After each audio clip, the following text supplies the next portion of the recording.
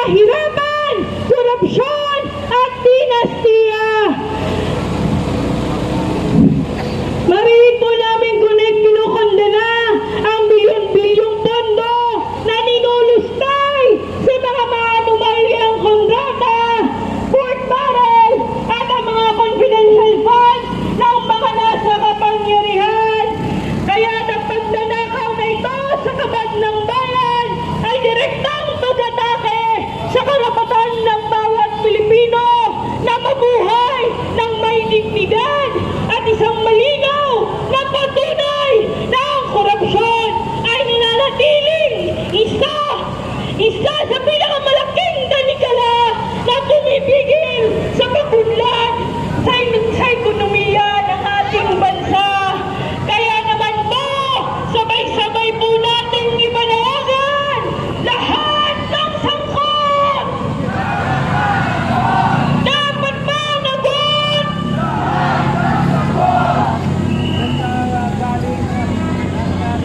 Ito na po yung nagsama-samang mga kababayan natin, guys. Wala pa po yun ang galing ng ng simbahan, ha. Nandun naman sa gawing kanan natin yung nasa simbahan, guys. Ito naman ay galing naman mula dito sa Pasig.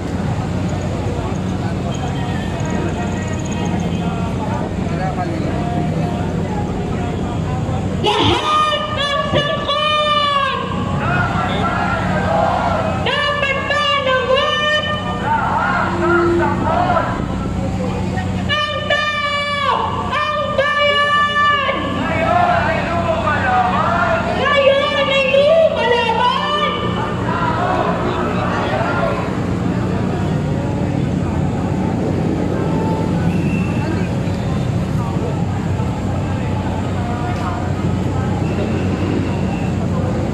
So lumakad na rin yung nasa simbahan, guys. Ayun. Magandang hapon po sa ating lahat. Ang mamamayang Pilipino kontra sa kahirapan, kontra sa korupsyon, kontra sa mga political dynasty, ngayon ay nagtitipon upang ipakita sa taong bayan at sa gobyerno ang ating disgusto. At dapat ay wakasan na ang pananatili ng mga political dynasties ng mga katulad ng ating presidente si Bongbong Marcos na pangunahing nangunguna sa korupsyon at pandarambong. Ang ating si Duterte, si Sara Duterte, na isa pang sangkot sa korupsyon, ay di dapat nang manatili sa kanilang mga pwesto. Narinig po kami ngayon, lahat ng kasali mula sa Sanlakas, mula sa bukluran ng manggagawang Pilipino, mula sa SPAC, mula sa Partido Lakas ng Masa, mula sa PARA, mula sa PhilRights, mga human rights organizations, ang oryang na lumalaban, mga kababaihan, ang ating mga urban poor ay naririto upang ipangalandakan na tama na, sobra-sobra na ang korupsyon, sobra na ang kahirapan. Dapat may pagbabago tayong maaasahan. Hindi panahon ng mga pangungurakot ang kailangan ng masang Pilipino. Ang kailangan po natin ay karangyaan mula sa pandarambong nila, mula sa mga political dynasties na wala namang ginagawang matino para sa taong bayan.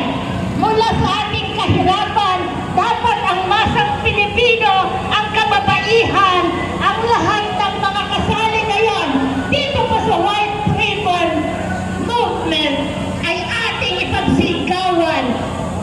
Marcos, Duterte, panagutin, wakasan, kahirapan, korupsyon at political dynasties.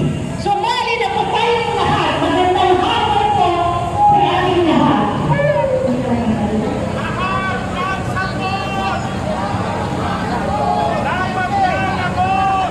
Kailangan po, palinaw, na hindi mo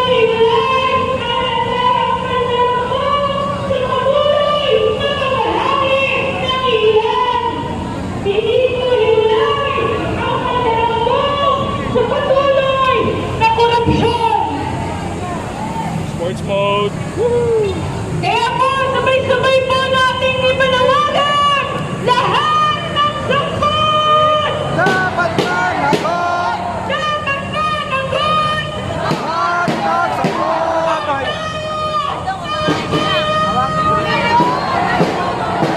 Ang dami guys, ang dami!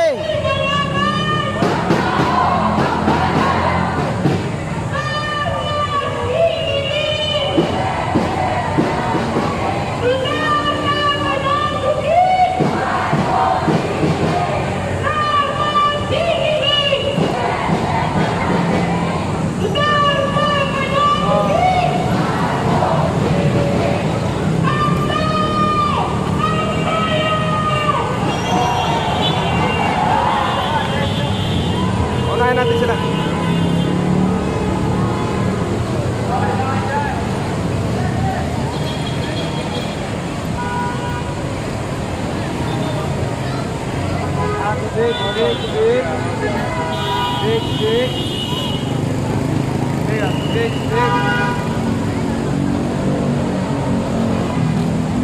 Huwag ka na pare. Pare.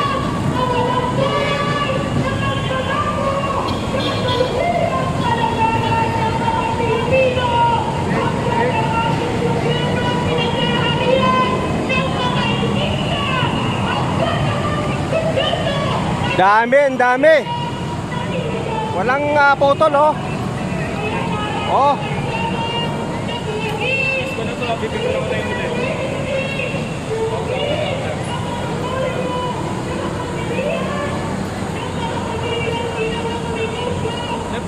Patingin nga, makita mo dyan yung drone.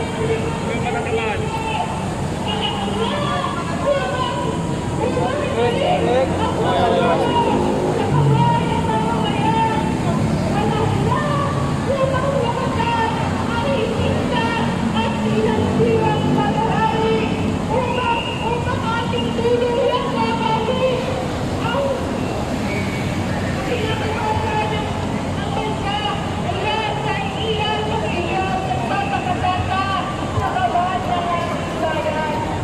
ito pa guys, oh.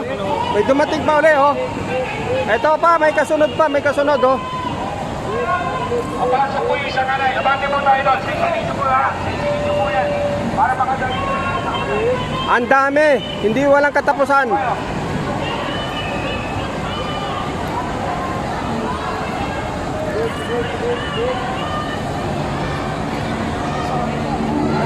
Okay lang. Ayan guys, pangalawang bugso ito, pangalawang bugso. Tapos nandito sa kaliwa ko, hindi pa rin po matapos-tapos yung haba ng pila.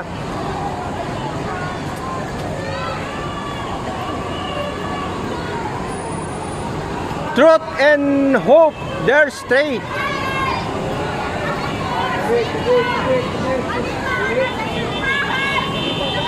So naputol po, tapos meron na naman yon. Nanaing! Mga walang iya kayo! Mga magnanakaw ng bayan! Ang bayan nilalakaw niyo! Nanay dito, para makita ka. Wala kayong awa!